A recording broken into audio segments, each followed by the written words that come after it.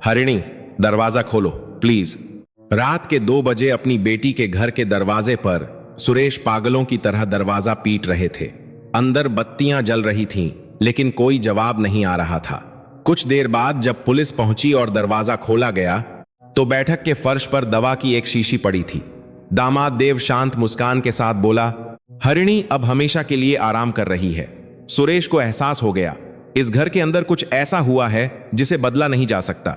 आखिर उस दिन हरिणी के साथ क्या हुआ था? सुरेश अस्पताल के गलियारे के अंत में एक कुर्सी पर बैठे थे। 60 साल की उम्र के बावजूद उन्होंने अपनी मुट्ठियां इस तरह भींच रखी थीं जैसे कोई छोटा बच्चा हो। उनकी बेटी हरिणी को डॉक्टर के कमरे में गए 30 मिनट से ज्यादा हो चुके थे। यह 9वीं बार आईवीएफ प्रक्रिया की कोशिश थी। 8 असफल कोशिशों के दौरान हरिणी ने जो आंसू बहाए थे, उन्हें सोचकर आज भी सुरेश का दिल दुखता है। डॉक्टर के कमरे का दरवाजा खुला, हरिणी बाहर निकली। सुरेश ने अपनी बेटी का चेहरा देखते ही समझ लिया, इस बार बात कुछ और थी। हरिणी की आंखों में जो आंसू थे वे दुख के नहीं बल्कि खुशी के थे। पापा, हो गया, इस बार सच में हो गया। हरिणी की आवाज कांप रही थी। सुरेश उछल पड़े, सच में? हमारी हरिणी मां बनने वाली है? सुरेश की आवाज भी भर्रा गई। उनकी 33 साल की बेटी की शादी को 5 साल हो चुके थे और इस दौरान उसने कितनी तकलीफें सही, यह उनसे बेहतर कोई नहीं जानता था। हरिणी का शरीर बचपन से ही कमजोर था, इसलिए गर्भधारण करना आसान नहीं था। 3 साल पहले उन्होंने आईवीएफ का फैसला किया था। तभी गलियारे के दूसरे छोर से उनका दामाद देव आता हुआ दिखाई दिया। 38 साल का देव हमेशा की तरह करीने से सूट पहने हुए था, लेकिन सुरेश ने अपने दामाद के चेहरे पर कुछ अजीब सा महसूस किया। खुशी से ज्यादा उसके चेहरे पर घबराहट के भाव थे। सुनिए, सफल हो गया। मैंने बच्चे के दिल की धड़कन भी सुनी। हरिणी अपने पति की ओर दौड़ते हुए बोली। देव एक पल के लिए झिझका, फिर उसने जबरदस्ती मुस्कुराते हुए अपनी पत्नी को गले लगा लिया। हाँ, बहुत अच्छा हुआ, अब अपना ध्यान रखना। देव की आवाज में कोई भाव नहीं था। सुरेश को उस पल एक अजीब सी बेचैनी महसूस हुई, लेकिन वह अपनी बेटी की खुशी में खलल नहीं डालना चाहते थे।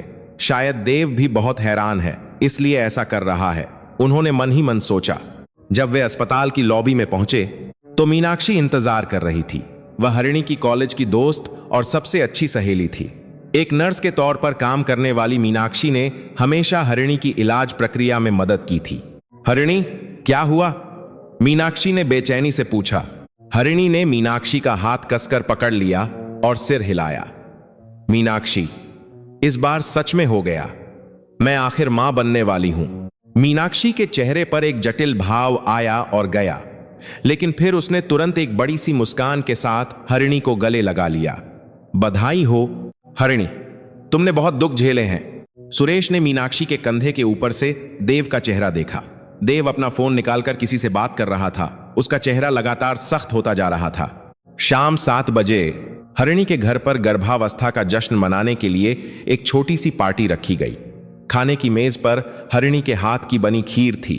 अपनी बेटी के हाथ की खीर खाते हुए सुरेश की आंखों में आंसू आ गए। पत्नी को गुजरे 30 साल हो गए थे और अकेले पाली हुई बेटी अब मां बनने जा रही थी, यह सोचकर वह भावुक हो गए। पापा, रोइए मत, अभी तो शुरुआत है। हरिणी ने अपने पिता की पीठ थपथपाई। सुरेश ने अपनी बेटी का हाथ कसकर पकड़ लिया। तुम्हारी मां जिंदा होती तो कितनी खुश होती। देव पूरे खाने के दौरान चुप रहा। वह बीच बीच में अपना फोन देखता और आहें भरता।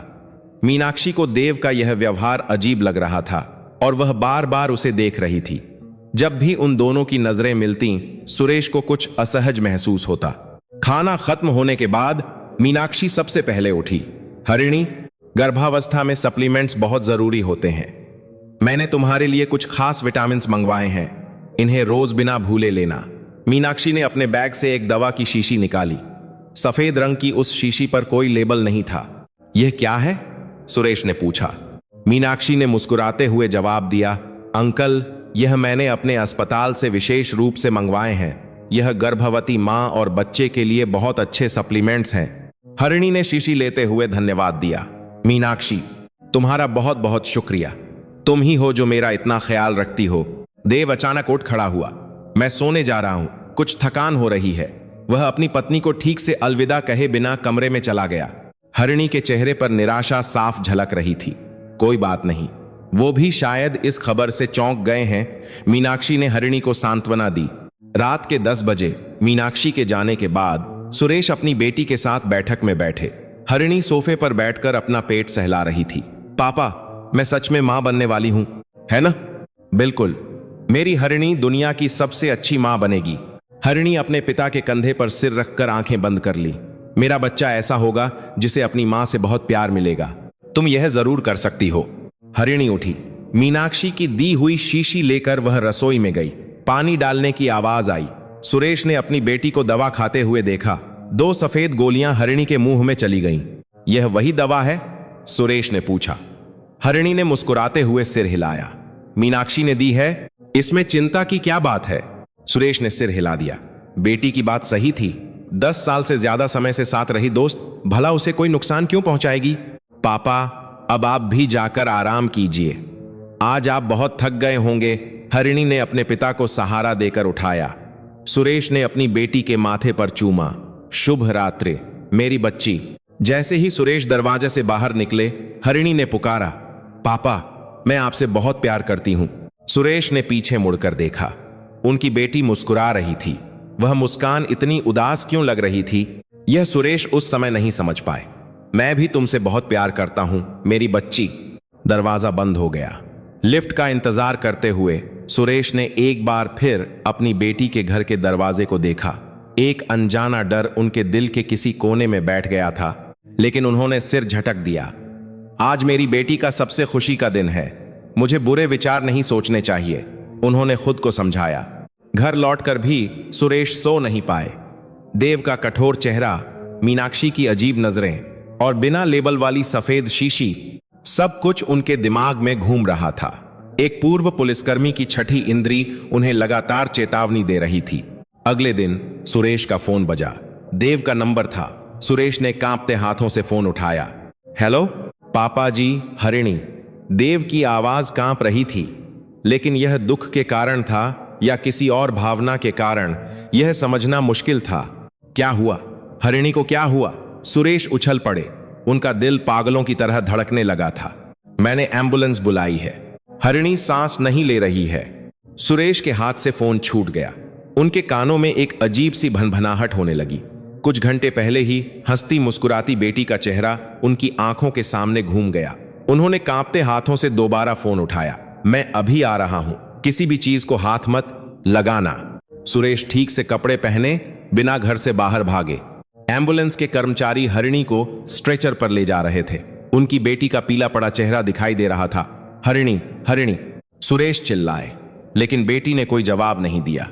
देव बैठक के एक कोने में खड़ा होकर बस घूर रहा था। सुरेश एम्बुलेंस के साथ जाने ही वाले थे कि अचानक रुक गए। बैठक के कूड़ेदान में कुछ चमक रहा था। एक चमकदार कागज को मोड़कर फेंका गया था।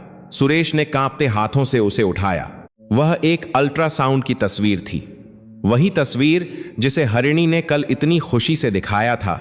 अल्ट्रासाउंड की तस्वीर में भ्रूण का चित्र सिगरेट से जला हुआ था।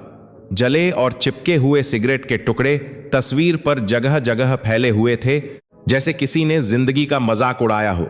यह क्या है? उन्होंने सिर उठाकर देव की ओर देखा। देव ने सुरेश की नजरों से बचते हुए मुंह फेर लिया। यह क्या है? मैं पूछ रहा हूं। सुरेश की आवाज कांप रही थी। उन्होंने अल्ट्रासाउंड की तस्वीर को इतनी जोर से भींचा हुआ था कि लग रहा था हाथ से खून निकल आएगा। एक एम्बुलेंस कर्मचारी ने तेजी से आवाज लगाई, परिवार वाले जल्दी आइए। सुरेश ने मुड़ी हुई अल्ट्रासाउंड की तस्वीर को अपनी जेब में रखा और एम्बुलेंस के पीछे अस्पताल की ओर भागे। उन्हें नहीं पता था कि सबसे खुशी का दिन ही आखिरी दिन बन जाएगा, और यह भी कि किसी ने उस खुशी को जानबूझकर रौंद डाला है। शवदाह गृह की सफेद रोशनी सुरेश के चेहरे को और भी पीला दिखा रही थी। 3 दिन से ठीक से सो न पाने के कारण उनकी आंखों के नीचे काले घेरे पड़ गए थे। सामने हरिणी की तस्वीर रखी थी, जिसमें वह अब भी खिलखिलाकर हंस रही थी। सुरेश जब भी उस मुस्कान को देखते, उनका दिल टूट जाता। हाँ पराबाता पात्रा पात्रा पात्रा त्रा पात्रा पात्रा पाप। शोक जताने वाले एक एक करके आ रहे थे। सुरेश एक मशीन की तरह सबसे मिल रहे थे। कौन आया और क्या कह गया, उन्हें कुछ याद नहीं था। वह बस सिर हिला रहे थे। तभी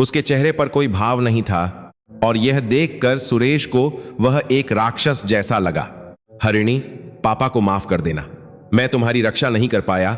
सुरेश ने एक मुट्ठी मिट्टी उठाकर ताबूत पर डाली। उनका हाथ बारिश में भीगकर कीचड़ से सन गया था। अंतिम संस्कार के बाद घर लौटकर सुरेश ने अपनी बेटी का कमरा खोला। कमरे में अब भी हरिणी की खुशबू बाकी थी। मेज पर गर्भावस्था की पुष्टि वाली रिपोर्ट रखी थी। सुरेश ने उसे उठाकर देर तक देखा। 9वीं आईवीएफ कोशिश सफल। गर्भावस्था का 9वां सप्ताह। कागज सुरेश के आंसुओं से भीग गया। तभी मेज की दराज में कुछ दिखाई दिया। गुलाबी रंग के कवर वाली एक डायरी। सुरेश ने कांपते हाथों से डायरी खोली। अंदर हरिणी की लिखावट में पन्ने भरे हुए थे। आखिरी पन्ना उसकी मौत से एक दिन पहले का था। आज मैं आखिर मां बन गई, बहुत खुश हूं। देव ज्यादा खुश नहीं लग रहे, जिससे थोड़ा दुख हुआ, लेकिन समय के साथ सब ठीक हो जाएगा। मीनाक्षी ने जो दवा दी है उससे तबीयत भी बेहतर लग रही है। वह सच में बहुत अच्छी दोस्त है। सुरेश को लगा कि शायद कोई सुराग छूट गया हो, लेकिन डायरी में ऐसा कुछ भी नहीं था जिसे सुराग कहा जा सके। सुरेश निराशा में डूब गए। वह अपनी बेटी की मौत का असली कारण जानना चाहते थे, लेकिन अकेले वह कुछ नहीं कर सकते थे।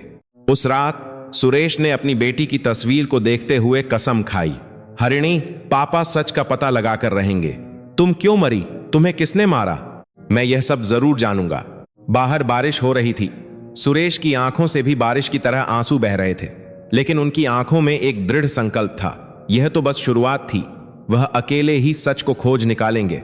अंतिम संस्कार के एक हफ्ते बाद पुलिस ने सुरेश के साथ घर का फिर से दौरा किया, लेकिन कुछ खास नहीं मिला। सुरेश अपनी बेटी के कमरे में बैठे थे। हरिणी की ड्रेसिंग टेबल, अलमारी, मेज सब कुछ वैसा ही था, लेकिन कमरे की मालकिन के बिना कमरा खाली लग रहा था। सुरेश ने कांपते हाथों से एक एक करके दराजें खोलनी शुरू की। पहली दराज में मेकअप का सामान बड़े करीने से रखा था। दूसरी में चिट्ठियों के लिफाफे थे। जब उन्होंने तीसरी दराज खोली तो गुलाबी डायरी के अलावा एक और छोटी नोटबुक मिली। यह एक मेडिकल रिकॉर्ड की नोटबुक थी। सुरेश ने नोटबुक खोली। हरिणी की साफ सुथरी लिखावट में तारीख, अस्पताल का नाम और डॉक्टर की राय लिखी हुई थी। यह रिकॉर्ड आईवीएफ शुरू करने के 3 साल पहले से था। सुरेश ने आखिरी पन्ना देखा। 9वीं कोशिश सफल, गर्भावस्था की पुष्टि। लेकिन देव का व्यवहार अजीब था। खुश होने के बजाय वह घबराया हुआ लग रहा था। मीनाक्षी ने बधाई देते हुए फिर से दवा दी। वह मेरी सबसे अच्छी दोस्त है, लेकिन उसका हमारे घर इतनी बार आना थोड़ा अजीब लगता है। सुरेश ने डायरी फिर से निकाली। उन्होंने मौत से 1 महीने पहले की डायरी को ध्यान से पढ़ना शुरू किया। तभी उन्होंने एक अजीब पैटर्न देखा। जिस जिस दिन मीनाक्षी ने दवा दी थी, उस दिन हरिणी की तबीयत खराब होने की बात बार बार लिखी हुई थी। 15 मार्च, मीनाक्षी एक नई सप्लीमेंट लेकर आई। बोली कि यह गर्भधारण की तैयारी के लिए अच्छी है, लेकिन इसे खाने के बाद मेरा जी मिचला रहा है। 20 मार्च, आज फिर मीनाक्षी आई। उसने जोर देकर कहा कि दवा लेना न भूलूं, लेकिन मुझे चक्कर क्यों आ रहे हैं। 25 मार्च, मैंने देव से कहा कि दवा के कारण मुझे तकलीफ हो रही है, तो उन्होंने बस इतना कहा कि दोस्त की खातिर खा लो। पति इतने उदासीन क्यों हैं, समझ नहीं आता। सुरेश की नजरें तेज हो गईं। यह सब कुछ योजनाबद्ध लग रहा था। सुरेश ने दवा की शीशी खोजने के लिए कमरा खंगालना शुरू कर दिया। बाथरूम में सिंक के नीचे वाली अलमारी खोलने पर उन्हें कई सफेद शीशियां मिलीं। सुरेश ने एक एक करके उन्हें देखा। ज्यादातर विटामिन या आयरन की गोलियां थीं, लेकिन 2 शीशियों पर कोई लेबल नहीं था। सुरेश ने उन्हें अपने बैग में डाल लिया। फार्मेसी की ओर जाते हुए सुरेश के कदम तेज थे। उन्होंने शीशियां निकालकर फार्मासिस्ट को दिखाईं। क्या आप बता सकते हैं कि यह कौन सी दवा है? फार्मासिस्ट ने शीशी खोलकर गोली देखी। सफेद गोली को ध्यान से देखने पर उसका चेहरा सख्त हो गया। यह तो नींद की गोली है, और बहुत ज्यादा पावर की। यह बिना डॉक्टर के पर्चे के नहीं मिल सकती। नींद की गोली? क्या इसे कोई गर्भवती महिला खा सकती है? सुरेश ने घबराकर पूछा। फार्मासिस्ट ने सिर हिलाया। बिल्कुल नहीं, खासकर गर्भावस्था की शुरुआत में यह और भी खतरनाक है। यह बच्चे पर असर डाल सकती है, और ज्यादा मात्रा में लेने पर सांस लेने में दिक्कत या हार्ट अटैक भी हो सकता है। सुरेश के पैरों तले जमीन खिसक गई। अगर फार्मासिस्ट की बात सही थी तो हरिणी ने जहर खाया था, और वह भी यह सोचकर कि यह दोस्त की दी हुई दवा है। क्या आप इस दवा के पर्चे का रिकॉर्ड देख सकते हैं? यह व्यक्तिगत जानकारी है, मैं ऐसे नहीं बता सकता। फार्मासिस्ट हिचकिचाया। सुरेश ने उसे विनती भरी नजरों से देखा। मेरी बेटी मर गई है इसी दवा को खाने से, प्लीज मेरी मदद कीजिए। फार्मासिस्ट ने एक लंबी सांस ली और कंप्यूटर चेक किया। यह देव जी के नाम से लिखी गई है। 1 महीने पहले से कई बार लिखी गई है, लेकिन अजीब बात यह है कि नींद न आने की कोई शिकायत दर्ज नहीं है, बस दवा लिखी गई है। सुरेश ने अपनी मुट्ठियां भींच लीं। यह इस बात का सबूत था कि देव ने जानबूझकर दवा खरीदी थी। सुरेश ने फार्मासिस्ट से पर्चे की कॉपी मांगी, लेकिन उसने मना कर दिया। माफ कीजिए, यह संभव नहीं है, इसके लिए पुलिस की जांच जरूरी है। सुरेश फिर से पुलिस स्टेशन गए, लेकिन इंस्पेक्टर शर्मा अब भी टालमटोल कर रहा था। सिर्फ दवा के रिकॉर्ड से हम इसे हत्या नहीं मान सकते। हो सकता है उन्होंने अपनी मर्जी से खाई हो। एक गर्भवती महिला नींद की गोली अपनी मर्जी से क्यों खाएगी? यह क्या बकवास है? सुरेश चिल्लाए, लेकिन इंस्पेक्टर शर्मा ने सिर हिला दिया। सर, हमें और ठोस सबूत चाहिए, यह काफी नहीं है। सुरेश निराश होकर पुलिस स्टेशन से बाहर आ गए। अकेले चलते हुए उन्होंने सोचा, मुझे मीनाक्षी से मिलना होगा। उन्हें यकीन था कि वह कुछ जानती है। वह मीनाक्षी के अस्पताल पहुंचे। मीनाक्षी वार्ड में मरीजों की देखभाल कर रही थी। सुरेश को देखकर उसका चेहरा एक पल के लिए सख्त हुआ, फिर मुस्कुराने लगा। अंकल, आप यहां? मीनाक्षी, मुझे तुमसे कुछ बात करनी है। दोनों अस्पताल के कैफे में गए। सुरेश ने मीनाक्षी की आंखों में सीधे देखा। तुमने हरिणी को जो दवा दी थी वह क्या थी? मीनाक्षी की आंखें कांप उठीं, लेकिन उसने जल्द ही खुद को संभाल लिया। वो सप्लीमेंट्स थे, प्रेगनेंसी की तैयारी के लिए, फोलिक एसिड जैसी चीजें। सच में? तो उस पर लेबल क्यों नहीं था? सुरेश ने जोर देकर पूछा। मीनाक्षी कॉफी का कप घुमाते हुए बोली, अस्पताल से खुली दवा मिलती है, इसलिए सस्ती पड़ती है। वजह तर्कसंगत लग रही थी। सुरेश ने दवा की शीशी निकालकर मेज पर रखी। यह सप्लीमेंट है? फार्मासिस्ट तो इसे नींद की गोली बता रहा था। मीनाक्षी का चेहरा सफेद पड़ गया, उसके होंठ कांपने लगे। मैंने यह नहीं दी थी, वह अलग दिखती थी, मुझे नहीं पता था। तुम तो नर्स हो, दवा नहीं पहचान सकती? सुरेश की आवाज ऊंची हो गई। आसपास के लोग देखने लगे। मीनाक्षी रोते हुए बोली, जो मैंने दिया ही नहीं उसके बारे में मैं कैसे जानूंगी? अंकल, शांत हो जाइए। और देव जी ने भी कुछ दवा दी थी। हरिणी ने कहा था कि उसे नींद नहीं आती, तो उन्होंने दवा भिजवाई थी। देव ने? सुरेश हैरान रह गए। दामाद ने खुद मीनाक्षी से यह करने को कहा था। मीनाक्षी बोलती रही, मुझे भी अजीब लगा था, लेकिन पति पत्नी के मामले में दखल देना ठीक नहीं लगा। सुरेश को मीनाक्षी की बातों पर यकीन नहीं हो रहा था। लग रहा था कि वह कुछ और छिपा रही है। तभी मीनाक्षी का फोन बजा। स्क्रीन पर देव नाम चमक रहा था। मीनाक्षी ने घबराकर फोन काट दिया। फोन क्यों नहीं उठा रही? देव का है। नहीं, कुछ जरूरी नहीं होगा। मीनाक्षी उठ खड़ी हुई। सुरेश ने उसका हाथ पकड़ लिया। मीनाक्षी, जो भी जानती हो सच सच बताओ। हरिणी तुम्हारी दोस्त थी? मीनाक्षी की आंखों से आंसू बहने लगे, लेकिन उसने सिर हिलाते हुए अपना हाथ छुड़ा लिया। मैं भी हरिणी के जाने से दुखी हूं, लेकिन आप मुझ पर ऐसे इल्जाम लगाएंगे तो मैं क्या करूं? मैं चलती हूं। मीनाक्षी तेजी से अस्पताल के अंदर चली गई। घर लौटकर सुरेश ने फिर से हरिणी की डायरी खोली।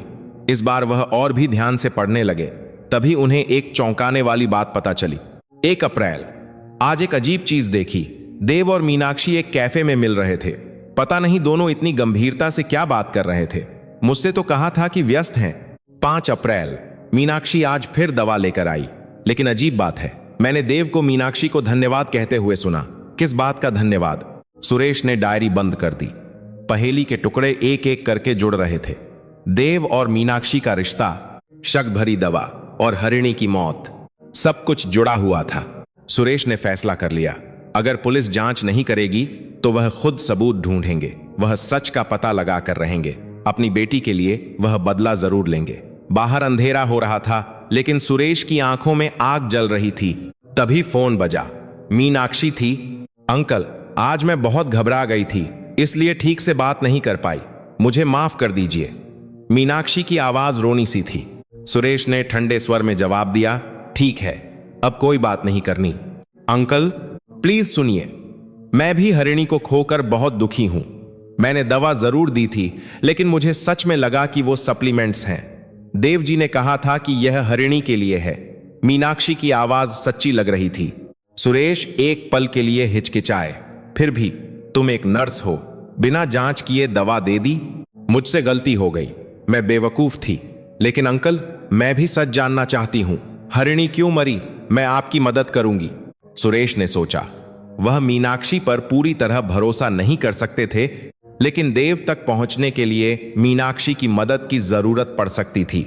और यह भी हो सकता था कि मीनाक्षी को सच में इस्तेमाल किया गया हो। अगर तुम सच में हरिणी की दोस्त हो तो जो भी जानती हो सब बताओ। जी अंकल, दरअसल देवजी आजकल अजीब बर्ताव कर रहे थे।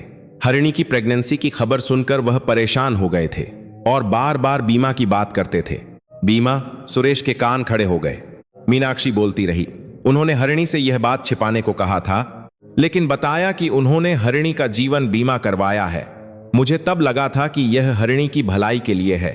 सुरेश ने गहरी सांस ली। अगर मीनाक्षी की बात सच थी तो देव की योजना बहुत पहले से चल रही थी। मीनाक्षी, अगर तुम सच में हरिणी की दोस्त हो तो मेरी मदद करो। हमें पता लगाना होगा कि देव क्या छिपा रहा है। जी अंकल, मैं देव जी से संपर्क करने की कोशिश करती हूं। सुरेश ने फिलहाल मीनाक्षी पर भरोसा करने का फैसला किया, कम से कम दिखावे के लिए। लेकिन उनके मन के किसी कोने में शक अब भी बाकी था। ठीक है, लेकिन मीनाक्षी, अगर तुम झूठ बोल रही हो तो मैं तुम्हें कभी माफ नहीं करूंगा। अंकल, मुझ पर भरोसा कीजिए, हरिणी मेरी सबसे प्यारी दोस्त थी। फोन रखने के बाद सुरेश ने बाहर देखा। अंधेरे आसमान में तारे टिमटिमा रहे थे। मीनाक्षी सच में मदद करेगी या यह कोई और जाल है, यह पता नहीं था। लेकिन अभी उन्हें हर संभावना पर विचार करना था। हरिणी, पापा सच का पता लगाकर रहेंगे। सुरेश ने अपनी बेटी की तस्वीर को देखते हुए एक बार फिर कसम खाई। बाहर अंधेरा हो रहा था, लेकिन सुरेश की आंखों में आग जल रही थी। हरिणी को गुजरे 2 हफ्ते हो चुके थे। सुरेश बैठक में सोफे पर बैठकर अपनी बेटी की तस्वीर देख रहे थे। मेज पर कई दिनों से अछूती खाने की प्लेट रखी थी। तभी फोन बजा। एक अनजान नंबर था। एक पति को कतने की समाजी तस्वीर देख रहे थे। हेलो, क्या आप सुरेश जी बोल रहे हैं? मैं भारतीय जीवन बीमा निगम से बात कर रहा हूं। सुरेश ने माथे पर बल डालकर कहा, हाँ मैं ही हूं, क्या काम है? आप हरिणी जी के पिता हैं, है ना? सबसे पहले तो हम अपनी संवेदना व्यक्त करते हैं। दरअसल मैंने बीमा क्लेम के सिलसिले में फोन किया था। सुरेश उठ बैठे। मीनाक्षी की बात सच थी। देव ने बीमा क्लेम कर दिया है, यह सोचकर उनका खून खौल उठा। तो पति पत्नी की मृत्यु बीमा और भ्रूण बीमा दोनों के लिए एक साथ आवेदन किया गया है। हमें कुछ पुष्टि करनी थी। सुरेश के कान खड़े हो गए। भ्रूण बीमा शब्द उनके कानों में खटक रहा था। भ्रूण बीमा? मेरी बेटी को तो गर्भवती होने का पता चले कुछ ही दिन हुए थे। फोन के दूसरी तरफ कागज पलटने की आवाज आई। कर्मचारी की आवाज फिर से आई। रिकॉर्ड के अनुसार आपने मृत्यु से 1 हफ्ते पहले बीमा करवाया था। 30 करोड़ का विशेष क्लॉज भी है। सुरेश की सांसें रुकने को थीं। 30 करोड़, और वह भी हरिणी की मौत से ठीक 1 हफ्ते पहले। उनके हाथ कांपने लगे। 1 मिनट, इसका क्या मतलब है? 30 करोड़? जी सही है। विशेष रूप से मां की मृत्यु पर 30 करोड़ का भुगतान करने वाला एक विशेष क्लॉज है। यह एक असाधारण रूप से बड़ी राशि है, इसलिए मुख्यालय भी इसकी समीक्षा कर रहा है। सुरेश के पैरों तले जमीन खिसक गई और वह सोफे पर गिर पड़े। इसका मतलब था कि देव ने हरिणी को मारने से 1 हफ्ते पहले ही बीमा करवा लिया था। यह एक सोची समझी हत्या थी। मैं कागजात देखना चाहता हूं, क्या यह संभव है? व्यक्तिगत जानकारी होने के कारण आपको खुद आना होगा। अपना पहचान पत्र साथ ले आइएगा। सुरेश ने फोन रखते ही बीमा कंपनी की ओर दौड़ लगा दी। टैक्सी में भी उनके दिमाग में 30 करोड़ का आंकड़ा घूम रहा था। यह सोचकर कि देव ने पैसों के लिए हरिणी को मार दिया होगा, उनका गुस्सा बढ़ता जा रहा था। बीमा कंपनी पहुंचकर सुरेश एक अधिकारी से मिले। एक युवा महिला कर्मचारी कागजातों का एक बंडल लेकर आई।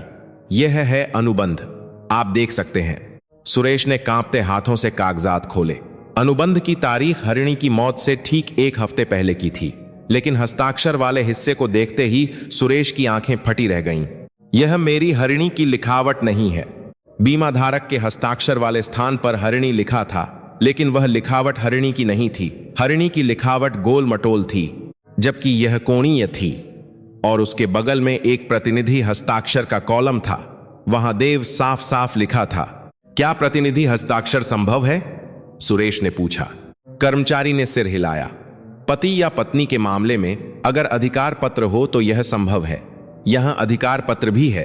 सुरेश ने अधिकार पत्र देखा। वहां भी हरिणी का हस्ताक्षर था, लेकिन वह भी हरिणी की लिखावट नहीं थी। देव ने सारे कागजात जाली बनाए थे। क्या मैं इन कागजातों की एक कॉपी ले सकता हूं? माफ कीजिए, यह मुश्किल है। यह केवल किसी जांच एजेंसी के अनुरोध पर ही संभव है। सुरेश ने अपनी मुट्ठियां भींच लीं। सबूत आंखों के सामने था, लेकिन वह उसे ले नहीं जा सकते थे। लेकिन अब यह साफ हो गया था, देव ने पैसों के लालच में हरिणी को मारा था। बीमा कंपनी से निकलकर सुरेश सीधे पुलिस स्टेशन गए।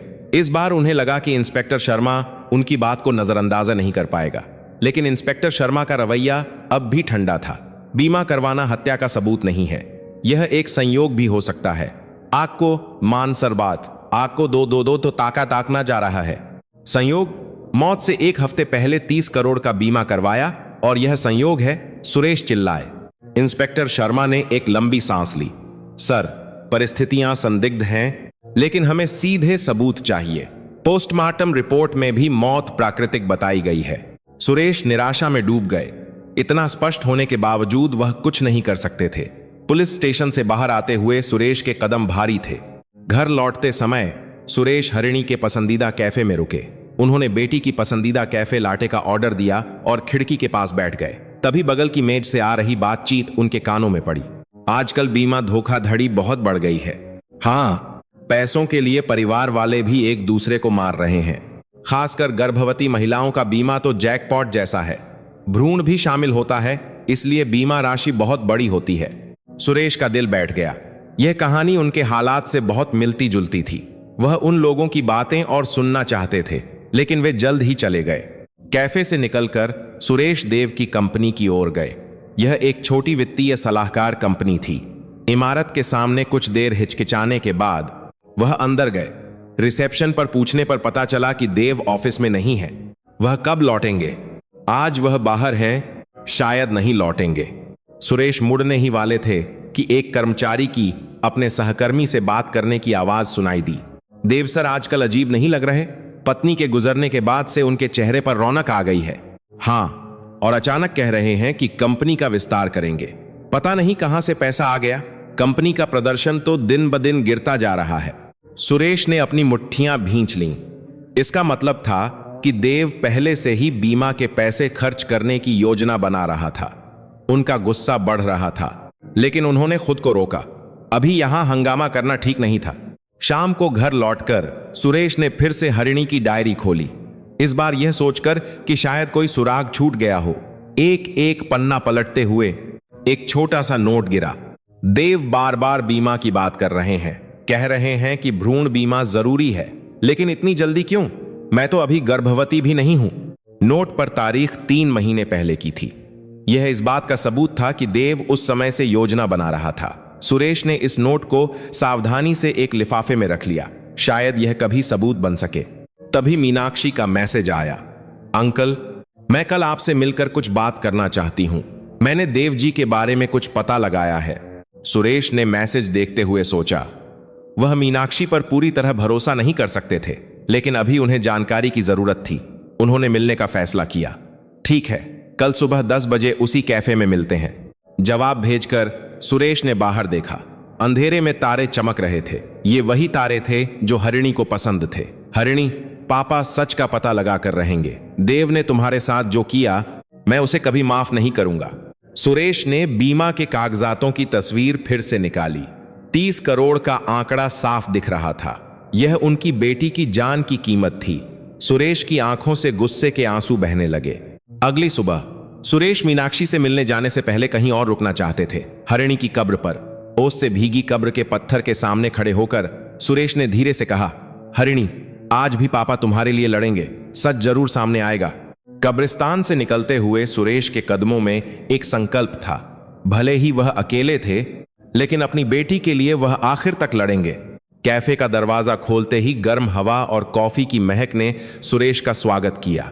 मीनाक्षी पहले से ही आकर खिड़की वाली सीट पर बैठी थी। सुरेश के पास आते ही मीनाक्षी खड़ी हुई और नमस्ते किया। अंकल, आप आ गए, बैठिए। मीनाक्षी की आवाज कांप रही थी। मेज पर पहले से ही 2 कप कॉफी रखी थी। यह हरिणी की पसंदीदा कॉफी थी। यह हरिणी को बहुत पसंद थी। अंकल, आप भी पीजिए। सुरेश ने कप उठाया और फिर नीचे रख दिया। वह मीनाक्षी पर पूरी तरह भरोसा नहीं कर पा रहे थे। मीनाक्षी ने सुरेश का यह व्यवहार देखकर दुखी होने का नाटक किया। यह अभिनय था या सच्चाई, कहना मुश्किल था। अंकल, मैंने कुछ पता लगाया है। देव जी ने हाल ही में बहुत अजीब हरकतें की हैं। मीनाक्षी ने अपना फोन निकालकर स्क्रीन दिखाई। यह देव के कार्ड के खर्च का ब्यौरा था। हरिणी तो यही जानती थी कि देव अपने काम की वजह से परेशान है, लेकिन असल में वह इस तरह पैसे उड़ा रहा था। सुरेश ने स्क्रीन को ध्यान से देखा। तारीखें हरिणी की मौत से 1 महीने पहले की थीं। खासकर कई बार होटल में भुगतान किया गया था। सुरेश की मुट्ठियां कांप रही थीं। उनका गुस्सा बढ़ता जा रहा था। यह कमीना, अंकल, और यह भी देखिए। मीनाक्षी ने एक और तस्वीर दिखाई। यह बीमा से जुड़े कागजात थे, लेकिन यह उन कागजातों से अलग थे जो सुरेश ने देखे थे। यह इस बात का सबूत था कि देव ने दूसरी बीमा कंपनियों में भी इसी तरह के बीमा के लिए आवेदन करने की कोशिश की थी। उन्होंने कई जगह पता किया था। अंत में एक ही जगह बीमा करवाया, लेकिन यह इस बात का सबूत है कि यह सब पहले से योजनाबद्ध था। मीनाक्षी की बातें सुनते हुए सुरेश ने सिर हिलाया, लेकिन उनके मन के किसी कोने में शक खत्म नहीं हुआ था। मीनाक्षी इतनी आसानी से सबूत कैसे जुटा सकती थी, यह अजीब था। मीनाक्षी, यह सब तुम्हें कैसे मिला? अस्पताल में मेरी एक जानने वाली दीदी हैं। उन्होंने देव जी को संयोग से देखा था, तो मैंने उनसे पूछा और उन्होंने यह सब बताया। मीनाक्षी का जवाब स्वाभाविक लग रहा था, लेकिन सुरेश ने मीनाक्षी की आंखों में सीधे देखा। कुछ तो था जो वह छिपा रही थी। मीनाक्षी ने सुरेश की नजरों से बचते हुए कॉफी का एक घूंट पिया। तभी मीनाक्षी का फोन बजा। स्क्रीन पर देव का नाम था। मीनाक्षी ने घबराकर फोन उठाया। हेलो देव, क्या हुआ? मीनाक्षी ने सुरेश की ओर देखते हुए फोन को स्पीकर पर डाल दिया। देव की आवाज आई, ठंडी और तीखी। मीनाक्षी, क्या तुम ससुर जी से मिली हो? फालतू की बातें मत करना। क्या कह रहे हो देव? मैं तो बस अंकल को सांत्वना दे रही थी। ठीक है, और अस्पताल का काम ठीक से हो गया ना? सुरेश के कान खड़े हो गए। अस्पताल का काम? इसका क्या मतलब था? मीनाक्षी ने जल्दी से जवाब दिया, हाँ देव, चिंता मत करो। फोन कट गया। मीनाक्षी ने अजीब तरह से मुस्कुराते हुए फोन बैग में रख लिया। सुरेश ने कुछ नहीं पूछा, लेकिन उनके दिमाग में तेजी से विचार चल रहे थे। कैफे से निकलने के बाद मीनाक्षी सुरेश से अलग हो गई। जैसे ही मीनाक्षी कोने से मुड़ी, उसने फिर से अपना फोन निकाला। मीनाक्षी ने आसपास देखते हुए अपनी आवाज धीमी की। हरिणी के पापा लगातार छानबीन कर रहे हैं। हमें सावधान रहना होगा। हमारा किया हुआ काम किसी को पता नहीं चलना चाहिए। फोन काटने के बाद मीनाक्षी के होठों पर एक ठंडी मुस्कान थी। उसकी आंखों में वह दुख बिल्कुल नहीं था जो उसने कैफे में दिखाया था। उधर सुरेश घर न जाकर सीधे अस्पताल गए। मीनाक्षी और देव की फोन पर हुई बातचीत उनके दिमाग में घूम रही थी। अस्पताल में कुछ निपटाया, यह बात उन्हें खास तौर पर परेशान कर रही थी। अस्पताल की लॉबी में घुसकर सुरेश रिसेप्शन पर गए। एक युवा नर्स ने मुस्कुराते हुए नमस्ते किया। नमस्ते, मैं आपकी क्या मदद कर सकती हूँ? कुछ दिन पहले यहाँ हरिणी नाम की एक मरीज की मौत हुई थी। मैं उस दिन की सीसीटीवी फुटेज देखना चाहता हूँ। नर्स का चेहरा सख्त हो गया। वह कुछ परेशान लग रही थी। माफ कीजिए, लेकिन सिस्टम में खराबी के कारण उस अवधि की सारी फुटेज डिलीट हो गई है। सिस्टम में खराबी? कब से कब तक की फुटेज डिलीट हुई है? 2 हफ्ते पहले से लेकर 1 हफ्ते पहले तक की। उसे रिकवर नहीं किया जा सकता। हरिणी की मौत का दिन ठीक उसी अवधि में था। यह संयोग मानने के लिए बहुत सटीक था। सुरेश और पूछना चाहते थे, लेकिन उन्होंने खुद को रोका। अस्पताल से निकलकर सुरेश पास की फार्मेसी में गए। वही फार्मेसी जहां से हरिणी को दवा मिली थी। क्या कुछ दिन पहले मैंने जिस पर्चे के रिकॉर्ड के बारे में पूछा था, वह है? फार्मासिस्ट ने कंप्यूटर चेक करते हुए सिर हिलाया। अजीब है, वह तो यही था। हाँ, याद आया। कल एक युवा महिला आई थी और उसने व्यक्तिगत जानकारी की सुरक्षा का हवाला देते हुए रिकॉर्ड डिलीट करने का अनुरोध किया था। युवा महिला कैसी दिखती थी? काले बाल, छोटा कद। हाँ, उसने अस्पताल की नर्स की वर्दी पहनी हुई थी। सुरेश का दिल बैठ गया। वह मीनाक्षी थी। जरूर मीनाक्षी ने आकर सबूत मिटाए थे। सुरेश ने अपनी मुट्ठियां भींच लीं, इतने जोर से कि नाखून हथेली में धंस गए। घर लौटते समय सुरेश का मन बहुत बेचैन था। मीनाक्षी जरूर कुछ छिपा रही थी। हो सकता है वह देव के साथ मिली हुई हो, लेकिन कोई सबूत नहीं था। सीसीटीवी फुटेज और पर्चे का रिकॉर्ड सब गायब हो चुका था। घर पहुंचकर सुरेश हरिणी के कमरे में गए। मेज की दराजें खंगालते हुए उन्हें एक छोटी नोटबुक मिली। यह हरिणी की अस्पताल की डायरी थी। एक एक पन्ना पलटते हुए सुरेश का हाथ रुक गया। मीनाक्षी की दी हुई दवा खाने से थोड़ा बेहतर लग रहा है, लेकिन अजीब सी नींद आती है। मीनाक्षी कहती है कि सब ठीक है।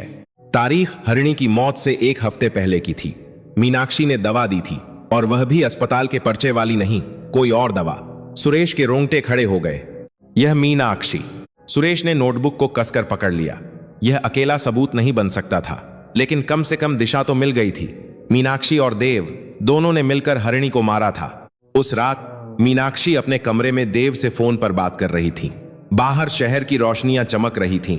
देव, मैंने सब कुछ संभाल लिया है, अस्पताल और फार्मेसी दोनों जगह। बहुत अच्छा किया, लेकिन अगर ससुर जी शक करते रहे तो? चिंता मत करो देव, मैंने सारे सबूत मिटा दिए हैं, और मैं दुखी होने का नाटक करते हुए उनकी मदद करने का दिखावा करती रहूंगी। मीनाक्षी ने आईने में देखते हुए अपने बाल संवारे। आईने में उसके चेहरे पर एक ठंडी मुस्कान फैल गई। हरिणी अपनी औकात से ज्यादा जी रही थी। उसके पास सब कुछ था, और ऊपर से वह खुश भी थी। फोन के दूसरी तरफ से देव की हंसी सुनाई दी। हाँ, अब वो 30 करोड़ हमारे हैं। देव, अपना वादा याद रखना, आधा मेरा है। हाँ हाँ, चिंता मत करो। फोन काटने के बाद मीनाक्षी बिस्तर पर लेट गई। सच की ओर सुरेश की लड़ाई अब बस शुरू ही हुई थी। फोन बजा। एक अनजान नंबर था। हेलो, नमस्ते, मैं रोहन बोल रहा हूं, एक यूट्यूबर। एक युवा लड़के की आवाज थी। सुरेश ने माथे पर बल डाला। यूट्यूबर? यह कोई मजाक तो नहीं? यूट्यूबर, मैं व्यस्त हूं। 1 मिनट रुकिए, मैं आपकी बेटी के मामले पर रिपोर्ट बनाना चाहता हूं। मेरा चैनल सामाजिक मुद्दों पर है। मेरे 10 लाख से ज्यादा सब्सक्राइबर हैं। सुरेश फोन काटने ही वाले थे कि रुक गए। सामाजिक मुद्दा शब्द उनके कानों में खटक गया। तुम मेरी बेटी के मामले में क्यों रिपोर्ट बनाना चाहते हो? इंटरनेट पर अफवाहें फैल रही हैं 30 करोड़ बीमा मामला के नाम से, और यह भी कि पुलिस ठीक से जांच नहीं कर रही है। मैं सच सामने लाना चाहता हूं। रोहन की आवाज में सच्चाई लग रही थी। सुरेश ने एक पल के लिए सोचा, क्या एक यूट्यूबर पर भरोसा किया जा सकता है? लेकिन अभी उन्हें मदद की जरूरत थी। अकेले उनकी सीमाएं थीं। ठीक है, मिलते हैं। अगले दिन दोपहर में सुरेश रोहन से मिले। वह उम्मीद से ज्यादा युवा था, 29 साल का, लेकिन और भी छोटा लग रहा था। लेकिन उसकी आंखें तेज थीं, एक पत्रकार की तरह पैनी।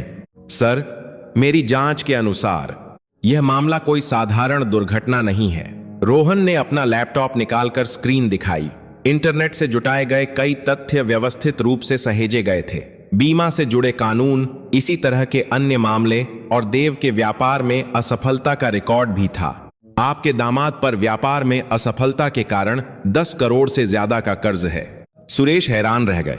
10 करोड़! और एक अजीब बात और है, अस्पताल के सीसीटीवी फुटेज का डिलीट होने का समय बहुत सटीक है।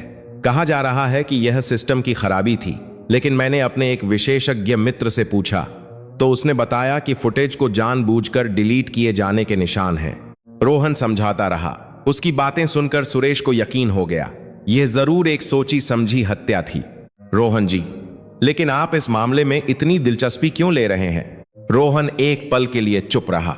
फिर उसने धीरे से कहा, मेरी बहन के साथ भी ऐसा ही कुछ हुआ था 5 साल पहले। तब सबूत नहीं मिले, इसलिए उसे एक दुर्घटना मान लिया गया। उसके बाद से मैं ऐसे मामलों पर रिपोर्ट बना रहा हूं। सच सामने आना ही चाहिए। सुरेश ने रोहन की आंखों में देखा। उन आंखों में वही दुख और गुस्सा था जो उनके अंदर था। उन्हें लगा कि इस लड़के पर भरोसा किया जा सकता है। ठीक है, हम साथ मिलकर काम करेंगे। रोहन मुस्कुराया और उसने अपने बैग से एक छोटा सा उपकरण निकाला। यह मेरे एक हैकर दोस्त का बनाया हुआ प्रोग्राम है। यह डिलीट की गई सीसीटीवी फुटेज को रिकवर कर सकता है। पूरी तरह से नहीं, कॉलिंग को परिवार तक पड़ी शामिल है, ये पड़ी शामिल है, लेकिन धुंधली सी शक्ल पहचानी जा सकती है। सुरेश की आंखें चमक उठीं। शायद अब उन्हें सबूत मिल सकता था। उस रात रोहन अस्पताल के पास एक कैफे में लैपटॉप पर काम कर रहा था। सुरेश तनाव में स्क्रीन को देख रहे थे। रोहन की उंगलियां तेजी से कीबोर्ड पर चल रही थीं। हो गया, कुछ हिस्सा रिकवर हो गया है। स्क्रीन पर एक धुंधला वीडियो दिखाई दिया। यह अस्पताल का गलियारा था। तारीख और समय दिख रहा था। यह हरिणी की मौत वाली रात का समय था। सुरेश ने सांस रोककर स्क्रीन को देखा। वीडियो में कोई चल रहा था। चेहरा नहीं दिख रहा था, लेकिन शरीर की बनावट पहचानी जा सकती थी। छोटा कद, छोटे बाल और पतला शरीर। वह व्यक्ति दवा बनाने वाले कमरे के सामने रुका और अंदर चला गया। ये कौन है? रोहन ने पूछा। सुरेश ने स्क्रीन को घूर कर देखा। वह सिर्फ बनावट देखकर ही पहचान सकते थे। वह खास चलने का अंदाज, कंधे का झुकाव, बाल संवारने की आदत। यह मीनाक्षी है। मीनाक्षी। सुरेश की आवाज कांप रही थी, गुस्से और धोखे से भरी हुई। मीनाक्षी उस रात दवा बनाने वाले कमरे में गई थी, और वह भी किसी को बताए बिना। लेकिन एक और अजीब बात है। रोहन ने वीडियो को जूम किया। मीनाक्षी के हाथ में कुछ था, एक छोटा सा पैकेट जैसा। दवा का पैकेट लग रहा है। सुरेश का चेहरा पीला पड़ गया। उन्हें हरिणी की नोटबुक में लिखी बात याद आ गई। मीनाक्षी की दी हुई दवा खाई। यह कमीनी। सुरेश ने मेज पर मुक्का मारा। कॉफी का कप हिल गया। रोहन ने शांति से वीडियो को सेव कर लिया। सर, अभी यह अकेला सबूत काफी नहीं है। हमें और ठोस सबूत चाहिए। कैसे? हम मीनाक्षी का पीछा करेंगे। वह जरूर कोई ना कोई गलती करेगी। सुरेश ने सिर हिला दिया। अब वह मीनाक्षी पर और भरोसा नहीं कर सकते थे, जिसे वह हरिणी की दोस्त मानते थे। वह असल में दुश्मन थी। अगले दिन से रोहन और सुरेश ने मीनाक्षी का पीछा करना शुरू कर दिया। मीनाक्षी हमेशा की तरह अस्पताल गई, लेकिन दोपहर के खाने के समय उसने एक अजीब हरकत की। मीनाक्षी अस्पताल की भूमिगत पार्किंग में गई। वहां वह किसी से मिली। वह देव था। दोनों कार के अंदर कुछ बात कर रहे थे। रोहन ने दूर से एक टेलीफोटो कैमरे से उनकी तस्वीरें खींची। इन दोनों के बीच कुछ तो चल रहा है, रोहन ने बुदबुदाया। सुरेश भी यही सोच रहे थे। दामाद और बेटी की दोस्त छिपकर क्यों मिल रहे हैं, और वह भी हरिणी की मौत के कुछ ही दिन बाद। कार के अंदर देव ने मीनाक्षी का हाथ पकड़ लिया। मीनाक्षी ने आसपास देखते हुए घबराहट दिखाई, लेकिन उसने देव का हाथ नहीं छुड़ाया, बल्कि वह और करीब आ गई। यह दोनों। सुरेश कुछ बोल नहीं पाए। सदमा बहुत बड़ा था। देव और मीनाक्षी का अफेयर था। रोहन लगातार तस्वीरें खींचता रहा। वह सबूत इकट्ठा कर रहा था। तभी मीनाक्षी ने अपने बैग से कुछ निकाला। एक कागजात का लिफाफा था। देव ने उसे लेकर देखा। दोनों के चेहरे पर खुशी छा गई। यह कैसे कागजात होंगे? लेकिन दूरी ज्यादा होने के कारण कुछ पढ़ा नहीं जा सका। लगभग 15 मिनट बाद दोनों कार से उतरे। वे अलग अलग दिशाओं में चले गए। रोहन और सुरेश मीनाक्षी का पीछा करते रहे। मीनाक्षी अस्पताल न जाकर एक बैंक की ओर गई। बैंक से बाहर निकलते समय मीनाक्षी के चेहरे पर मुस्कान थी, जैसे कुछ अच्छा हुआ हो। सुरेश को उसकी मुस्कान सामथी देखकर गुस्सा आ रहा था। उस शाम रोहन अपने कमरे में इकट्ठा किए गए सबूतों को व्यवस्थित कर रहा था। तस्वीरें, वीडियो, रिकॉर्डिंग। कंप्यूटर भरा हुआ था। सर, अब कुछ तस्वीर साफ हो रही है। रोहन ने एक व्हाइट बोर्ड पर एक चार्ट बनाया। देव, मीनाक्षी, हरिणी और 30 करोड़ का आंकड़ा। तीरों से सबको जोड़ने पर एक जटिल जाल बन गया। देव कर्ज के कारण पैसों के लिए परेशान था, और मीनाक्षी के साथ उसका अफेयर था। और जब हरिणी गर्भवती हुई तो बीमा के पैसों के लालच में। रोहन चुप हो गया। निष्कर्ष बहुत भयानक था। सर, अब सच को सामने लाने का समय है। मैं अपने चैनल पर यह सब कुछ सार्वजनिक कर दूंगा। सुरेश ने सिर उठाया। अभी यह काफी नहीं है। हमें और ठोस सबूत चाहिए, जैसे कोई रिकॉर्डिंग या कबूलनामा। रोहन ने सिर हिलाया और उसने एक छोटा सा रिकॉर्डर निकाला। तो फिर हम एक जाल बिछाते हैं। मीनाक्षी को उकसाकर उससे कबूल करवाते हैं। हरिणी के लिए कुछ भी करना था। ठीक है, करते हैं। उस रात सुरेश ने मीनाक्षी को फोन किया। उन्होंने अपनी आवाज को यथासंभव शांत रखने की कोशिश की। मीनाक्षी, कल समय है। हरिणी का कुछ सामान बाकी है। मैं चाहता हूं कि तुम आखिरी बार आकर मदद कर दो। जी अंकल, जरूर आऊंगी। मीनाक्षी की आवाज अब भी दुखी होने का नाटक कर रही थी। सुरेश ने मन ही मन दांत पीसे, लेकिन उन्होंने कुछ जाहिर नहीं होने दिया। फोन काटने के बाद सुरेश ने रोहन को मैसेज भेजा। कल दोपहर 2 बजे मेरे घर पर। सारी तैयारी हो चुकी थी। अब सच को सामने लाने का समय था। दोपहर के 2 बजते ही सुरेश का दिल तेजी से धड़कने लगा। बैठक में रोहन द्वारा लगाए गए छोटे छोटे कैमरे छिपाए गए थे। मेज के नीचे एक रिकॉर्डर भी लगा था। रोहन पड़ोस के घर से लैपटॉप पर सब कुछ देख रहा था। घंटी बजी। मीनाक्षी थी। सुरेश ने गहरी सांस ली और दरवाजा खोला। आओ मीनाक्षी। अंकल, आप बहुत परेशान होंगे, मैं आपकी मदद करूंगी। मीनाक्षी की आवाज मीठी थी, लेकिन सुरेश को यह जहरीली लग रही थी। फिर भी उन्होंने मुस्कुराने का नाटक किया। बैठक में आकर मीनाक्षी ने हरिणी की तस्वीर देखी और रोने का नाटक किया। रूमाल से आंखें पोंछने का अंदाज ऐसा था जैसे वह सच में दुखी हो। सुरेश मन ही मन हंसे। यह आंसू भी झूठे हैं। हरिणी के कमरे में बहुत सामान है, मुझे कुछ समेटना है, अकेले करना मुश्किल है। बिल्कुल अंकल, मेरा भी बहुत सामान है, मुझे ही मदद करनी चाहिए। हरिणी भी यही चाहती होगी। दोनों हरिणी के कमरे में गए। मेज पर डायरी और तस्वीरें रखी थीं। जैसे ही मीनाक्षी ने डायरी उठाई, सुरेश ने धीरे से कहा, इस डायरी में कुछ अजीब बातें लिखी हैं, तुम्हारी दी हुई दवा के बारे में। मीनाक्षी का हाथ एक पल के लिए रुक गया, लेकिन उसने तुरंत सामान्य होकर जवाब दिया, ओह, वो मैंने उसे सिरदर्द की कुछ गोलियां दी थीं। हरिणी कह रही थी कि उसका सिर दुख रहा है। सिरदर्द की गोली? लेकिन हरिणी ने लिखा है कि उसे खाने के बाद उसे और चक्कर आ रहे थे। मीनाक्षी के चेहरे पर तनाव छा गया, लेकिन उसने जल्दी से खुद को संभाल लिया। ऐसा तो नहीं हो सकता, वह तो एक सामान्य दर्द निवारक थी, शायद उसने किसी और दवा के साथ खा ली होगी। सुरेश ने दराज से एक छोटी शीशी निकाली। वह खाली थी, लेकिन उस पर लेबल बचा हुआ था। यह दवा, इसका नाम थोड़ा अजीब है। अस्पताल वाले भी कहते हैं कि यह दवा ज्यादा इस्तेमाल नहीं होती। मीनाक्षी की आंखें कांप उठीं। उसने अपने होंठ भींच लिए और जवाब देने में हिचकिचाई। सुरेश ने दबाव बनाना जारी रखा और सीसीटीवी फुटेज रिकवर करने पर पता चला कि तुम उस रात दवा बनाने वाले कमरे में गई थी। तुमने किसी को क्यों नहीं बताया? अब मीनाक्षी का चेहरा पीला पड़ गया था। उसके हाथ हल्के हल्के कांप रहे थे। मैं तो बस थोड़ी देर के लिए गई थी। अच्छा, लेकिन तुम्हारे हाथ में कुछ था, जैसे तुम कुछ छिपाकर ला रही हो। मीनाक्षी अचानक उठ खड़ी हुई। उसकी आवाज तीखी हो गई। अंकल, आप मुझ पर शक कर रहे हैं। मैं हरिणी की दोस्त हूं। दोस्त अपने पति के साथ छिपकर मिलती है? सुरेश ने अपना फोन निकालकर एक तस्वीर दिखाई। पार्किंग में देव के साथ हाथ पकड़े हुए मीनाक्षी की तस्वीर। मीनाक्षी का चेहरा और भी सफेद पड़ गया। यह एक गलतफहमी है। देव जी बहुत दुखी थे, तो मैं बस उन्हें सांत्वना दे रही थी। सांत्वना? कार के अंदर आधे घंटे तक मीनाक्षी के पास कोई जवाब नहीं था। वह कोई बहाना नहीं ढूंढ पा रही थी। तभी सुरेश ने आखिरी दांव खेला। देव ने सब कुछ कबूल कर लिया है कि उसने तुम्हारे साथ मिलकर हरिणी को मारा। यह झूठ था, लेकिन मीनाक्षी यह नहीं जानती थी। मीनाक्षी की आंखें फटी रह गईं। उसके चेहरे पर धोखे और गुस्से के भाव साफ दिख रहे थे। क्या देव ने ऐसा कहा? हां, कह रहा था कि सब कुछ तुमने करवाया। तुमने ही हरिणी को दवा खिलाने का आइडिया दिया था। मीनाक्षी चिल्ला पड़ी। वह अपनी भावनाओं पर काबू नहीं रख पा रही थी। झूठ, यह सब देव ने पहले सुझाया था। उसने कहा था कि 30 करोड़ से हम दोनों एक नई जिंदगी शुरू कर सकते हैं। सुरेश ने शांति से पूछा, तो तुमने हरिणी को क्या खिलाया? मीनाक्षी को एहसास हुआ कि उसने गलती कर दी है, लेकिन अब बहुत देर हो चुकी थी। भावनाओं के आवेश में सच बाहर आ गया था। नींद की गोलियां देव ने मुझे दी थीं।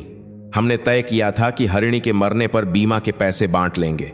मीनाक्षी जमीन पर बैठकर रोने लगी, लेकिन उसके आंसुओं में पछतावे से ज्यादा गुस्सा था। हरिणी के पास सब कुछ क्यों था और मेरे पास कुछ भी नहीं? अच्छा परिवार, प्यार करने वाला पति और बच्चा भी। मेरे पास कुछ भी नहीं है। सुरेश ने अपनी मुट्ठियां भींच लीं। उनका पूरा शरीर गुस्से से कांप रहा था। हरिणी तुम्हारी दोस्त थी। दोस्त क्या होता है? कॉलेज से ही हरिणी हमेशा हीरोइन थी और मैं हमेशा उसकी परछाई। लेकिन देव ने मुझे चुना। उसने कहा कि वह मुझसे प्यार करता है। मीनाक्षी का कबूलनामा जारी रहा। ईर्ष्या, हीन भावना और लालच से भरा एक घिनौना सच। जब भी हरिणी की आईवीएफ कोशिश असफल होती, मैं मन ही मन खुश होती थी। जब 9वीं बार सफल होने की खबर मिली तो मुझे बहुत गुस्सा आया। उसी समय सफल क्यों होना था? सुरेश और सुनना नहीं चाहते थे, लेकिन सबूत के लिए उन्होंने खुद को रोका। तो तुमने दवा बदल दी? हां, मैंने हरिणी की सप्लीमेंट्स को नींद की गोलियों से बदल दिया। वे दिखने में एक जैसी थीं, इसलिए मुझे लगा कि वह पहचान नहीं पाएगी। मैं धीरे धीरे मात्रा बढ़ाती गई। मीनाक्षी अब जैसे सब कुछ छोड़ चुकी थी। सच एक बाढ़ की तरह बाहर आ रहा था। उस रात मैं आखिरी दवा लेकर आई। सामान्य से 3 गुना ज्यादा। हरिणी ने बिना शक किए खा ली, क्योंकि वह मुझ पर भरोसा करती थी। सुरेश की आंखों से आंसू बहने लगे। उनकी बेटी ने कितना बड़ा धोखा महसूस किया होगा, अपनी सबसे अच्छी दोस्त के हाथों मारा जाना। तभी रोहन ने दरवाजा खोलकर अंदर आया। उसके हाथ में कैमरा था। सब कुछ रिकॉर्ड हो गया है, अब सब खत्म। मीनाक्षी जी। मीनाक्षी ने हैरान होकर रोहन को देखा और फिर सुरेश की ओर मुड़ी। यह सब पहले से एक जाल था। हां, हरिणी के लिए मैं कुछ भी कर सकता हूं। मीनाक्षी हंसी, एक खोखली हंसी। अब पछताने से कोई फायदा नहीं, लेकिन मुझे हरिणी से नफरत थी, सच में बहुत नफरत थी। रोहन ने लैपटॉप खोला। रोहन ने माउस क्लिक करते ही वीडियो अपलोड होना शुरू हो गया। अपलोड पूरा हुआ। सिर्फ 10 मिनट में व्यूज तेजी से बढ़ने लगे। लोगों का गुस्सा स्क्रीन पर भर गया। पुलिस की गाड़ी का सायरन सुनाई दिया। पुलिस मीनाक्षी को हथकड़ी पहना रही थी, यह खिड़की से दिख रहा था। मीडिया भी ब्रेकिंग न्यूज चलाने लगी थी। सर, अब सच सामने आ रहा है। उस रात वीडियो ने पूरे देश को हिला दिया। न्यूज चैनलों पर स्पेशल रिपोर्ट आने लगी। लोग गुस्से में थे और मीनाक्षी और देव की निंदा कर रहे थे, लेकिन अभी भी बहुत कुछ बाकी था। अगली सुबह 5 बजे देव के घर के बाहर मीडिया का जमावड़ा था। कैमरों की फ्लैश लगातार चमक रही थी और पत्रकारों के सवालों की बौछार हो रही थी, लेकिन देव पहले ही गायब हो चुका था। सुरेश पुलिस स्टेशन में एक जासूस के साथ बैठे थे। मेज पर देव के बैंक खाते का विवरण फैला हुआ था। कल रात 11 बजे उसने 30 करोड़ रुपए विदेश भेज दिए। खाता हांगकांग का है, जासूस ने कागजात दिखाते हुए कहा। सुरेश ने अपनी मुट्ठियां भींच लीं, इतने जोर से कि नाखून हथेली में धंस गए। मुझे पता था कि वह भागेगा। सुरेश की आवाज में गुस्सा भरा था। इसमें जासूस ने एक और कागज निकाला। हम हवाई अड्डे के रिकॉर्ड की जांच कर रहे हैं, लगता है अभी तक देश से बाहर नहीं गया है। तभी सुरेश का फोन बजा। रोहन था। सर, अभी मेरा लाइव शो देखिए। खबर मिली है कि देव को दिल्ली हवाई अड्डे पर देखा गया है। सुरेश ने जल्दी से अपने फोन पर रोहन का लाइव प्रसारण खोला। स्क्रीन पर हवाई अड्डे का प्रस्थान हॉल दिख रहा था। कमेंट सेक्शन में दर्शकों की तरफ से रियल टाइम जानकारी आ रही थी। अभी गेट नंबर 3 पर देखा। टोपी और मास्क पहने एक आदमी देव जैसा लग रहा है। अभी वह ड्यूटी फ्री शॉप की ओर जा रहा है। रोहन कैमरा लेकर दौड़ने लगा। स्क्रीन हिल रही थी, लेकिन तनाव साफ महसूस हो रहा था। दर्शकों, मैं अभी बताई गई जगह की ओर जा रहा हूं। मैंने पुलिस को भी सूचित कर दिया है। सुरेश भी उछल पड़े। जासूस ने अपना वॉकी टॉकी उठाया। दिल्ली हवाई अड्डे पर सहायता भेजो, संदिग्ध देव को देखा गया है। उधर जेल में बंद मीनाक्षी एक छोटी सी कोठरी में दीवार को घूर रही थी। कंक्रीट की दीवार पर नाखूनों से खरोंचने के कई निशान थे। उसकी उंगलियों के सिरों से खून रिस रहा था। एक वकील उससे मिलने आया। मीनाक्षी ने खाली नजरों से वकील को देखा। देव भागने की कोशिश कर रहा है, लगता है सारा इल्जाम तुम्हारे ऊपर डालकर वह निकल जाएगा। मीनाक्षी की नजरें अचानक तेज हो गईं। उसके होंठ कांपने लगे।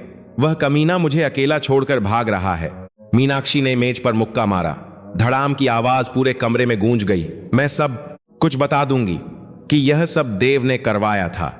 शुरू से आखिर तक यह उसी की योजना थी। वकील ने कागजात निकाले। तो फिर आपको सारे सबूत देने होंगे, फोन के मैसेज, कॉल रिकॉर्डिंग, अगर कुछ है तो। मीनाक्षी ने कांपते हाथों से अपना फोन निकाला। स्क्रीन पर देव के साथ किए गए सैकड़ों मैसेज थे। देव, दवा तैयार है, सावधान रहना, पकड़े मत जाना। मैसेज पढ़ते हुए मीनाक्षी का चेहरा बिगड़ गया। हवाई अड्डे पर एक पीछा चल रहा था। रोहन का कैमरा एक आदमी का पीछा कर रहा था, काली टोपी और मास्क पहने हुए। रुकिए, 1 मिनट, रोहन चिल्लाया, लेकिन वह आदमी और तेजी से भागने लगा। उसी पल हवाई अड्डे की पुलिस वहां पहुंच गई। वहीं रुक जाओ, हिलना मत। आदमी ने निकास की ओर दिशा बदली, लेकिन पुलिस ने पहले ही निकास को घेर लिया था। भागने का कोई रास्ता नहीं था। आखिर में वह आदमी रुक गया। पुलिस ने पास जाकर उसकी टोपी और मास्क उतारा। वह देव था। उसका चेहरा पसीने से लथपथ था और आंखें लाल थीं। देव, तुम्हें हत्या के आरोप में गिरफ्तार किया जाता है। हथकड़ी लगते ही देव कैमरे की ओर चिल्लाया, मैंने कुछ नहीं किया, यह सब मीनाक्षी ने किया है। वह हरिणी से जलती थी। रोहन का लाइव प्रसारण देखने वालों की संख्या 1 लाख से ज्यादा हो गई थी। कमेंट सेक्शन गुस्से से भरा हुआ था। घटिया इंसान, आखिर तक दूसरों पर इल्जाम लगा रहा है। 30 करोड़ इंसान की जान से ज्यादा जरूरी थे। सुरेश ने फोन की स्क्रीन देखते हुए एक गहरी सांस ली। दामाद रहा, वह आदमी बहुत दयनीय लग रहा था, लेकिन उन्हें कोई हमदर्दी नहीं हुई। पुलिस स्टेशन लाए जाने पर देव पूछताछ कक्ष में लगातार चिल्लाता रहा कि वह निर्दोष है। यह सब मीनाक्षी ने सुझाया था कि हरिणी को रास्ते से हटाकर बीमा के पैसे बांट लेंगे। जासूस ने कागजात फैलाए, बीमा के कागजात, लेकिन बीमा तो सिर्फ आपके नाम पर है और लाभार्थी भी आप ही हैं। देव का चेहरा पीला पड़ गया। उसके पास कोई जवाब नहीं था। और यह हस्ताक्षर आपकी पत्नी का नहीं, आपका है। लिखावट की जांच का परिणाम आ गया है। देव ने सिर झुका लिया। अब वह कोई बहाना नहीं बना सकता था। शाम की खबरों में दोनों की गिरफ्तारी की खबर मुख्य समाचार थी। एंकर की आवाज टेलीविजन से आ रही थी। गर्भवती पत्नी की जहर देकर हत्या करने के आरोप में पति और उसकी प्रेमिका को गिरफ्तार कर लिया गया है। बीमा राशि 30 करोड़ रुपए थी। सुरेश ने टेलीविजन बंद कर दिया। वह और देखना नहीं चाहते थे। रोहन का फोन आया। सर, आज के प्रसारण की वजह से दोनों पकड़े गए। दर्शकों की जानकारी बहुत काम आई। शुक्रिया रोहन जी। अभी सब खत्म नहीं हुआ है, मुकदमा बाकी है। मैं आखिर तक सच को सामने लाऊंगा। सुरेश ने बाहर देखा। सूरज डूब रहा था। लाल आसमान हरिणी के आखिरी दिन जैसा लग रहा था। जेल में देव और मीनाक्षी अलग अलग कोठरियों में बंद थे। बीच में सिर्फ एक दीवार थी, लेकिन वे एक दूसरे की मौजूदगी महसूस कर सकते थे। देव ने दीवार पर मुक्का मारा। यह सब तुम्हारी वजह से हुआ है। अगर तुम न होती तो ऐसा कुछ नहीं होता। मीनाक्षी भी चिल्लाई। पहले तुमने मुझे फंसाया था, तुम ही मेरे पास आए थे।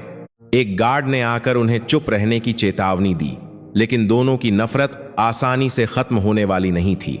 वे मानते थे कि वे एक दूसरे से प्यार करते हैं, लेकिन अगर यह सच्चा प्यार होता तो क्या वे इतना भयानक काम कर सकते थे?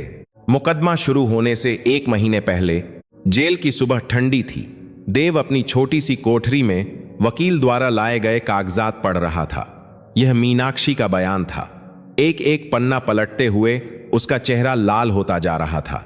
यह सब देव ने योजना बनाई थी। मैं तो बस प्यार और ईर्ष्या में अंधी हो गई थी। देव ने कागजात को मोड़कर फेंक दिया। कागज ठंडे फर्श पर गिर गया। यह कमीनी सारा इल्जाम मुझ पर डालना चाहती है। उसी समय मीनाक्षी भी देव का बयान पढ़ रही थी। उसके हाथ इतने कांप रहे थे कि वह कागज ठीक से पकड़ भी नहीं पा रही थी। मीनाक्षी ने पहले यह प्रस्ताव रखा था। कहा था कि हरिणी को रास्ते से हटाकर हम खुश रह सकते हैं। मीनाक्षी की आंखों से आंसू बहने लगे, गुस्से के आंसू। जिस इंसान से वह प्यार करती थी, उसने इतनी आसानी से उसे धोखा दे दिया। झूठा, तुमने ही मुझे पहले बहकाया था। उसने अपने नाखूनों से दीवार खरोंची। टूटे हुए नाखूनों के बीच से खून रिसने लगा। पहली सुनवाई हुई। अदालत दर्शकों से खचाखच भरी थी। सुरेश भी सबसे आगे की पंक्ति में बैठे थे। उनके बगल में रोहन एक नोटबुक लिए हुए था। देव कटघरे में आया। कैदी के कपड़ों में वह पहले जैसा सफल व्यवसाय बिल्कुल नहीं लग रहा था। उसके बाल बिखरे हुए थे और आंखों के नीचे गहरे काले घेरे थे। सरकारी वकील खड़ा हुआ। आरोपी देव ने 30 करोड़ रुपए के बीमा के लिए अपनी गर्भवती पत्नी की जहर देकर हत्या की। देव चिल्लाया, नहीं, मैं हरिणी से प्यार करता था। दर्शकों में फुसफुसाहट होने लगी। जज ने हथौड़ा पीटा। शांत रहिए। वकील ने सबूत पेश किए। बीमा के कागजात, जाली हस्ताक्षर और दवा खरीदने का रिकॉर्ड। आरोपी ने अपनी पत्नी के गर्भवती होने का पता चलते ही भ्रूण बीमा करवाया, 30 करोड़ रुपए के विशेष क्लॉज के साथ। देव का वकील खड़ा हुआ।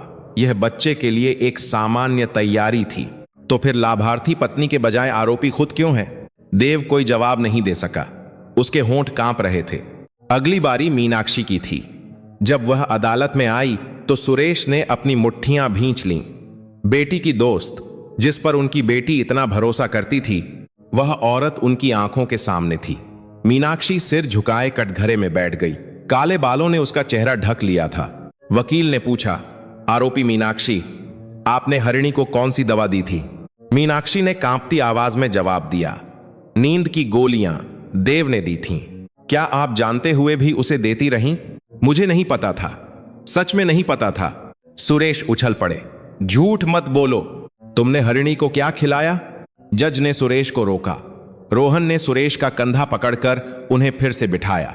सुनवाई के अवकाश में देव और मीनाक्षी गलियारे में आमने सामने आए। गार्डों की मौजूदगी में दोनों ने एक दूसरे को घूर कर देखा। यह सब तुम्हारी वजह से हुआ है, देव ने दांत पीसते हुए कहा। यह तुमने शुरू किया था, मीनाक्षी ने जवाब दिया। दोनों के बीच सिर्फ नफरत बची थी। जो भावना कभी प्यार लगती थी वह अब कहीं नहीं थी। दूसरी सुनवाई में और भी चौंकाने वाले तथ्य सामने आए। मीनाक्षी के फोन से रिकवर किए गए मैसेज सार्वजनिक किए गए। देव, हरिणी को शक हो रहा है तो मात्रा बढ़ा दो ताकि काम पक्का हो जाए। मुझे डर लग रहा है। हमारे भविष्य के बारे में सोचो।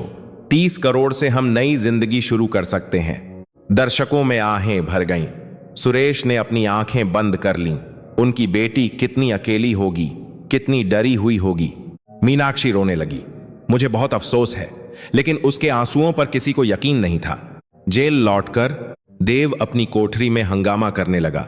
उसने दीवार पर मुक्के मारे और सलाखें हिलाईं। मैं निर्दोष हूं, मैंने कुछ नहीं किया। बगल की कोठरी के एक कैदी ने चिल्लाया, चुप कर, तू वही है ना जिसने अपनी पत्नी को मारा, गर्भवती पत्नी को। एक पल के लिए गलियारा शांत हो गया और फिर चारों तरफ से गालियां बरसने लगीं। घटिया इंसान, गर्भवती पत्नी को कैसे मार सकता है? पेट में पल रहे बच्चे को भी मार दिया। देव ने अपने कान बंद कर लिए, लेकिन आवाजें आती रहीं। वह एक कोने में सिकुड़ कर बैठ गया। उसका पूरा शरीर कांप रहा था। मीनाक्षी के साथ भी ऐसा ही हो रहा था। महिला कैदियों के बीच वह पूरी तरह से अकेली पड़ गई थी। दोस्त के पति को छीन लिया और दोस्त को भी मार दिया। खाने के समय कोई भी मीनाक्षी के पास नहीं बैठता था। जब वह खाने के लिए चम्मच उठाती तो कोई जानबूझकर उससे टकरा जाता। सूप फैल जाता, खाना जमीन पर गिर जाता। माफ करना, गलती हो गई। हंसने की आवाजें सुनाई देती थीं। मीनाक्षी कुछ नहीं कह पाती थी। तीसरी सुनवाई, आखिरी बयान का समय था। देव खड़ा हुआ। उसका चेहरा सूख गया था, गाल अंदर धंस गए थे और आंखें बुझी हुई थीं। जब मीनाक्षी आई तो मैं सांत्वना चाहता था। बस वहीं से शुरुआत हुई, लेकिन मैंने हरिणी को मारने की कोशिश नहीं की, सच में। वकील खड़ा हुआ। तो फिर 30 करोड़ का बीमा क्यों करवाया? देव कोई जवाब नहीं दे सका। मीनाक्षी की बारी आई। वह खड़ी होते ही घुटनों पर गिर पड़ी। मुझे माफ कर दीजिए, मैंने ईर्ष्या की हरिणी से, जिसके पास सब कुछ था। मुझे नफरत थी। अच्छा पति, बच्चा, खुशहाल परिवार। मेरे पास कुछ क्यों नहीं है और हरिणी ही क्यों खुश है? फैसला सुनाया गया। आरोपी देव, आजीवन कारावास। आरोपी मीनाक्षी, 25 साल की कैद। अदालत में हलचल मच गई। देव वहीं गिर पड़ा। मीनाक्षी बस रोती रही। सुरेश शांति से अदालत से बाहर आ गए। रोहन उनके पीछे आया। सर, अब सब खत्म हो गया। नहीं, असली अंत तब होगा जब हरिणी वापस आएगी, और वह कभी नहीं होगा। जेल में पहली रात देव ठंडे कंक्रीट के फर्श पर लेटकर छत को घूर रहा था। मीनाक्षी भी अपनी कोठरी में हरिणी को याद कर रही थी। कॉलेज के दिन जब वे साथ में हंसते बोलते थे, आंखों के सामने घूम गए।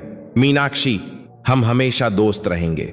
हरिणी की साफ आवाज कानों में गूंज रही थी। मीनाक्षी ने दीवार पर सिर पटक कर रोना शुरू कर दिया, लेकिन अब पछताने से कोई फायदा नहीं था। दोनों अपने अपने नर्क में कैद हो गए थे। एक दूसरे के प्रति नफरत, पछतावा और कभी न खत्म होने वाले अपराध बोध के साथ उन्हें पूरी जिंदगी गुजारनी थी। मीडिया लगातार इस मामले पर रिपोर्ट कर रही थी। 30 करोड़ बीमा हत्याकांड, आजीवन कारावास की सजा, दोस्त का धोखा और मौत, प्यार के नाम पर लालच। लेकिन सुरेश ने अब खबरें देखना बंद कर दिया था।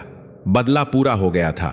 कानून ने उन्हें सजा दी और उन्होंने खुद को बर्बाद कर लिया। अब बस बेटी को याद करने का काम बाकी था। फैसले के 1 महीने बाद सुबह सुबह सुरेश एक छोटा गमला और फावड़ा लेकर घर से निकले। सड़कें शांत थीं और हर पत्ती पर ओस जमी थी। कब्रिस्तान की ओर जाते हुए सुरेश के कदम भारी थे। कब्रिस्तान के गेट पर रोहन इंतजार कर रहा था। सर, आप जल्दी आ गए। रोहन जी, आपने भी बहुत मेहनत की। रोहन ने चुपचाप सिर झुका लिया। उसकी आंखों में भी दुख था। दोनों चुपचाप हरिणी की कब्र की ओर चले। कब्र के पत्थर के पास पहुंचकर सुरेश घुटनों पर बैठ गए। हरिणी, पापा आए हैं। आवाज कांप रही थी। रोहन ने शांति से अपना कैमरा उठाया। लाल रिकॉर्डिंग बटन जल उठा। सुरेश ने कब्र के बगल में एक गड्ढा खोदना शुरू किया। हर फावड़े के साथ उनके आंसू गिर रहे थे। मिट्टी और आंसू मिल गए थे। जब तुम छोटी थीं तो कहती थीं कि हमारे आंगन में फूल लगाना है। पापा व्यस्त थे, इसलिए नहीं कर पाए। गड्ढा थोड़ा गहरा होने पर सुरेश ने एक छोटा पौधा सावधानी से रखा। अब जाकर लगा रहा हूं। यह तुम्हारा पसंदीदा चेरी ब्लॉसम का पेड़ है। मिट्टी को फिर से ढकते हुए सुरेश ने हरिणी की डायरी निकाली। एक पुरानी फटी हुई डायरी। कवर पर हरिणी की लिखावट में मेरी अनमोल कहानी लिखा था। तुम्हारी डायरी पढ़कर सुनाता हूं, मेरी बच्ची। सुरेश ने कांपती आवाज में पढ़ना शुरू किया। 15 मार्च 2024। आज आखिर आईवीएफ सफल होने की खबर मिली। 9वीं कोशिश के बाद हुआ यह एक चमत्कार है। अस्पताल से निकलते समय मैंने आसमान को देखा, बिल्कुल साफ था। जब यह बच्चा पैदा होगा तो मैं उसे इसी आसमान की तरह साफ दिल का बनाना चाहती हूं। सुरेश की आवाज भर्रा गई। रोहन की आंखें भी नम हो गईं। सुरेश ने डायरी बंद कर दी।